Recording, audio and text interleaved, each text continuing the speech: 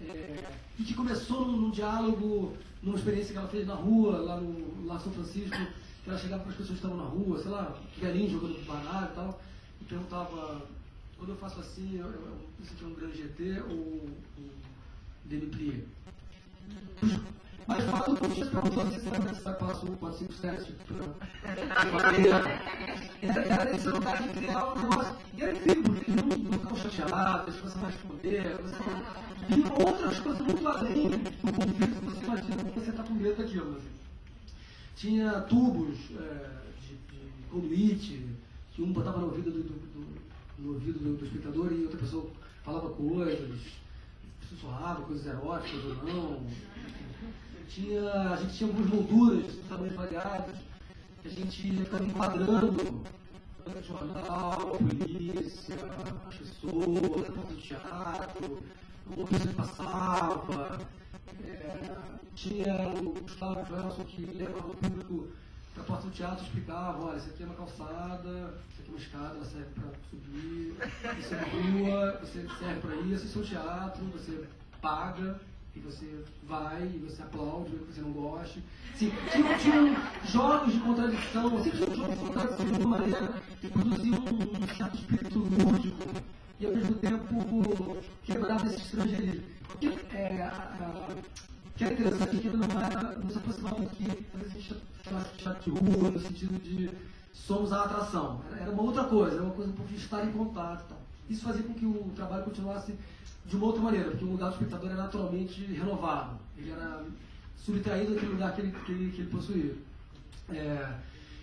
A gente entrava para um espaço interior, onde a plateia tinha uma relação um pouco mais frontal, mas a gente botava a plateia do lado também, de como o espaço funcionava, apesar de uma escolha de ser inteiramente frontal. Em outros lugares a gente fez bilateral, frontal e de um lado ocupado, ou os dois lados. Tal.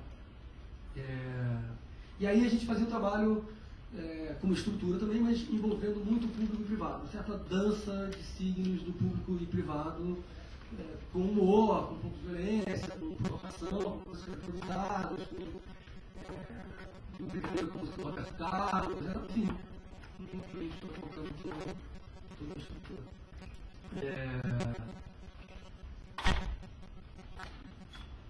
Então já era uma segunda relação de espaço, né, e de lugar do espectador. Ele tinha o direito a sentar e assistir, mas tinha alguma interação, né? Por exemplo, uma hora que a gente levantava as camisas da cabeça, fazia um certo monstro encasulado, assim. Enquanto outras coisas aconteciam em cena, algumas pessoas iam até a plateia e perguntavam para a pessoa se ela sabia o que era fagocitose. Isso é um exemplo bobo também, mas era bem legal, porque ela falava, não, a gente dava uma fagocitada na pessoa, ficava bem pertinho, voltava, as pessoas diziam isso e tal. Era muito simples, mas eu gosto muito dessa imagem, porque pareciam uns cogumelos, em cena pareciam uns cogumelos, assim, umas figuras que olhavam lá de dentro, os caramujos, sabe? Pessoas que estavam protegidas, olhando lá de dentro da proteção e tal, e ao mesmo tempo chegaram num espaço muito grande, assim. Mais que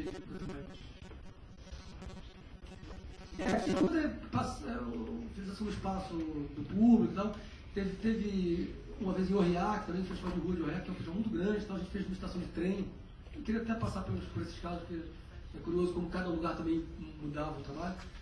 Que a gente era bem grande, a gente corria assim, pela escada da arquibancada, assim, e acaba tudo, e começava a tocar a pessoa, escrever a pessoa, a cor da pessoa, o pelo da pessoa e tal. E aí tinha um senhor lá que entendeu que a gente estava mandando ele para trás, assim, sabe? E a gente deixou, né? A gente desceu, os caras entrou com ele até o fundo do palco e depois abandonou ele lá, assim, continuou. É uma grande improvisação, assim, esse início, né?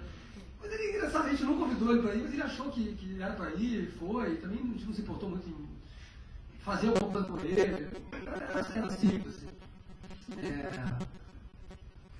No final, também dentro do espaço, tem um terceiro movimento que é a gente sair um espaço para um caminho, para um percurso que não é o original que a gente entrou. Então a gente acaba descobrindo um terceiro espaço, né? Mesmo que esse terceiro espaço acabe sendo o mesmo, mas a gente sai por outro lugar. Em geral não era o mesmo, não. E que é um personagem que começa uma ação cotidiana dentro do espaço, simultaneamente o que acontece, começa a passar aquele barbear, e tal. E aí ele começa a passar por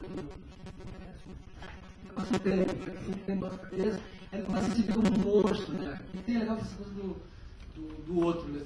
Ele começa a gostar de cara de monstro, ele vai se travestindo aquilo, aí vai tirando a roupa, vai botando mousse de barbear no corpo inteiro, vira um monstro realmente, que é uma criação do Felipe, eu acho, uma composição dele no ensaio. Aí a gente tem essa circulação assim, começa a fazer um monstro bem visceral, assim. E começa a chamar o público para ele seguir ele. Na experiência que eu vi, ele ia ter uma janela muito grande, onde o público via a rua e via os outros atores pirando na rua, assim, performando assim, com os ônibus, com as ruas, com a calçada, com as linhas, com as grades. E que era uma música meio operística, assim, então era muito interessante, porque antes eles estavam junto com a gente, mesclados, depois eles estavam separados, mas dentro do mesmo espaço, depois eles estavam separados em outro espaço, e eles viam as pessoas da rua, olhavam, mas não sabiam que era teatro, não tinha público. O público estava era um lugar recolhido, ouvindo uma música que quem estava lá fora não estava ouvindo, então tinha um conflito de realidade, assim. E era muito engraçado e tal, depois o senhor das neves se ia para fora, então você viu o cara nu no meio da rua, chamando o ônibus, né? Era muito interessante, assim, então depois agradecer. Esse trabalho foi, primeiro para nós, que é uma cidade perto de Paris, que é um teatro que vai desfazendo, então não tinha um urbano, acabou, outra coisa. Não tinha essa janela, o espaço era super bonito, uma ex-estrebaria, toda convivência, super interessante. Super. E dava para um estacionamento de ar livre, que a princípio, por comparação com essa experiência que a gente tinha tido aqui, era terrível. E depois se demonstrou um lugar maravilhoso, a gente saía daquele estacionamento, tinha uns caras jogando bocha, sabe? Ao longe, passando montanha ao longe, era uma coisa linda, assim, super intensa. Depois a gente foi para Mulhouse, que era uma cidade super carreira, bem